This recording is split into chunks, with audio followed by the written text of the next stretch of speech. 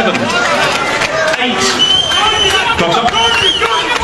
Sticks middle. A sneaky shot got through from Vahitov, and that dropped Louis Casa. Vahitov switched to southpaw. Neutral. And he's mixing in that straight.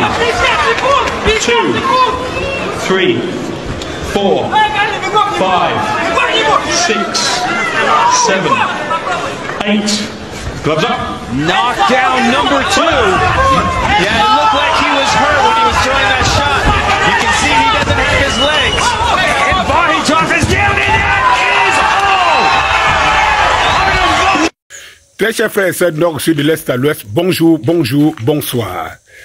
Zach Mekwassa, il faut que je te dise quelque chose. Tu as ton entraîneur, tu t'es réservé un entraîneur. Si tu vas affronter Francis Ngannou, je t'ai réservé un entraîneur au Cameroun. Il s'appelle Blairo Niemek. L'entraîneur qui peut t'entraîner. Il est du même avis. D'ailleurs, même, il avait dit que Ngannou était vieux. Et tout. Donc, Ngannou gagne en un round. Il ne laisse même pas son adversaire un pouce. En un round. Et Dieu seul sait, en boxe, toi tu peux lui dire.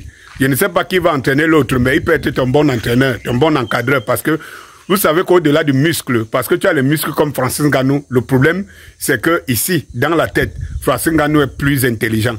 Parce que vous savez qu'il y a, dans l'affrontement, il y a le niveau où le muscle s'arrête et que c'est l'intelligence qui parle. C'est pour cela que tu ne peux pas exceller dans un domaine si tu n'es pas intelligent.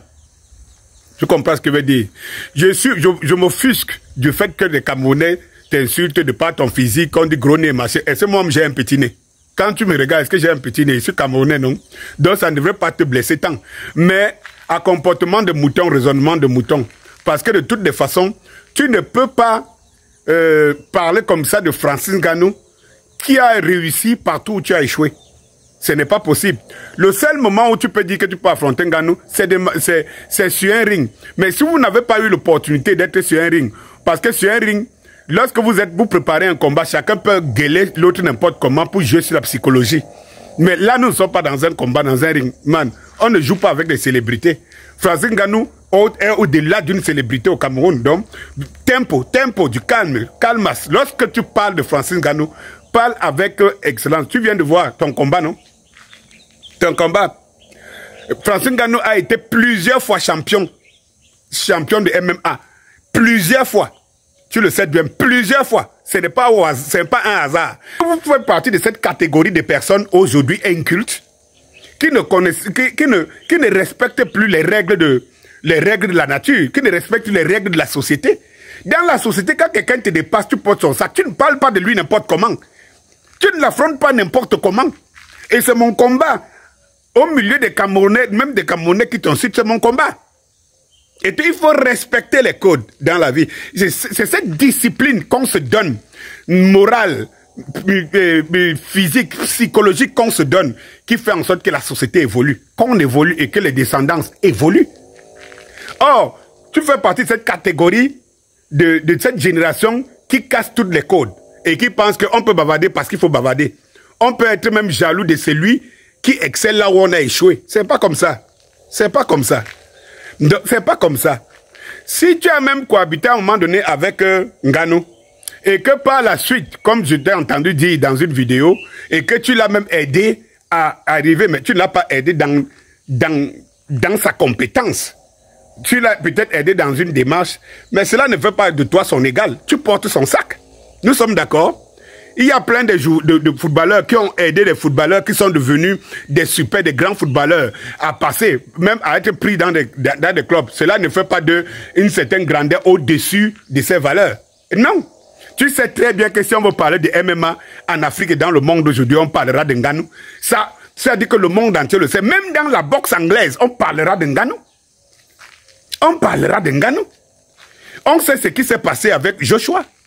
On sait que Joshua lui-même est conscient qu'il ne peut pas Ngannou. Ngannou, c'est le strongman, c'est le foreign man. C'est-à-dire que c'est le plus fort du monde.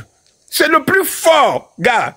Non, quand tu parles de lui, gars, quand tu parles de lui, et pourquoi vous pensez qu'il faut toujours exister à côté des célébrités en essayant de les gratter? Vous pouvez aussi exister tout simplement en acceptant, en démontrant que vous acceptez qu'ils sont grands. Donc, si tu as envoyé tout simplement un message à Gano en disant, ça dit que, frère, vraiment, je te respecte, mais merci pour ta victoire, c'est une victoire africaine, c'est une victoire machin truc. Mais même pour dire même que merci pour nous avoir vengé, nous autres qui n'avons pas pu arriver là où tu es arrivé, mais tu serais encore plus célèbre, tu serais même célébré. Parce que tu penses que quand tu le dis, tu dis les Camerounais, c'est les Zaïrois qui aimeraient ça. Tu crois que les Zaïrois n'apprécient pas la grandeur de Nganou et tout? C'est les Congolais. Tu crois que les Congolais n'apprécient pas la grandeur de Nganou? Mais non, man. Quittez un peu cette logique qui veut aujourd'hui qu'on ne respecte plus les codes. Oui, attends, tu penses qu'en MMA, qui va te prendre comme exemple? On va prendre Nganou comme exemple. Donc c'est mieux pour toi de s'accrocher sur Nganou que de se dire, tu ne vas pas exister comme ça. Tu ne vas pas exister comme ça. Même à ton temps sur le ring, tu n'as pas été connu. Oh, Nganou a excellé. Il est champion en UFC. Il est champion en PFL. Et il n'a pas seulement été champion en UFC, il a été champion, il a remis son titre, il a conservé son titre. Et il est même prêt à affronter n'importe quel champion. Il est allé à la boxe anglaise, il est directement allé affronter le meilleur de l'instant. Et Dieu seul sait, tout le monde a vu ce qui s'est passé. Ce n'est pas le petit jeu qu'on a mis à côté de lui et on a fait ce qu'on a fait juste parce qu'on ne voulait pas tuer la boxe anglaise. Mais on le sait et toi-même tu en es conscient. Non mais laissez votre aigreur. Tu n'es pas différent donc des Camerounais aigris que j'appelle des Camerounais, des hiboux et tout. Donc, vous êtes juste dans un même monde. Mais il faut savoir que dans ce monde, lorsque tu entres dans le monde des sorciers, il faut être bien préparé comme sorcier. Sinon tu seras avalé. Bonjour.